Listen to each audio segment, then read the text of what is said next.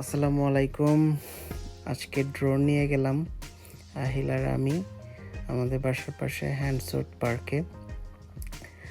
Drone দিয়ে video করার জন্য না, বেসিক্যালি নিয়ে গেছিলাম প্র্যাকটিস করার জন্য।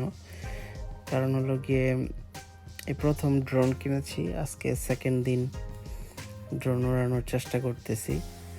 তো ফার্স্ট দিন উড়াইছিলাম, পরে ড্রোনটা হারায় গেছিলো, আবার সারপ্রাইজিংলি সেটা ফেরত পাইছি। তো ভাবলাম যে কোনো রিমোট জায়গায় যাওয়ার থেকে আগে ড্রোনটা দিয়ে প্র্যাকটিস করি, তারপরে হয়তো কোথাও যে জায়গা পছন্দ সেই জায়গায় গিয়ে ড্রোন উড়াইতে পারবো। ড্রোনের ক্যামেরাটা অত বেশি ভালো না, যদিও 4K লেখা ছিল কেনার সময় যে 4K ভিডিও কোয়ালিটি পাবো, but video quality is very poor. তারপরও শেখার জন্য খুব ভালো আর কি। এটা দিয়ে হাত পাকা হলে তারপরে দামি ড্রোন কিনলে ওইটা নষ্ট বা হারিয়ে যাওয়ার সম্ভাবনা কম। শুধু যারা ড্রোন কিনবেন তারা প্রথমে কম দামি একটা ড্রোন দিয়ে শুরু করা ভালো। প্রথমে শিখে গেলে তারপরে আস্তে আস্তে ভালো ড্রোন কেনা যাবে।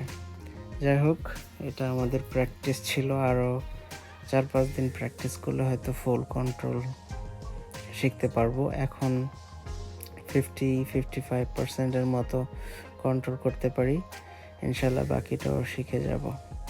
যাই হোক, আপনারাও দেখতে থাকুন আমাদের ড্রোন প্র্যাকটিস, আশা করি ভালো লাগবে।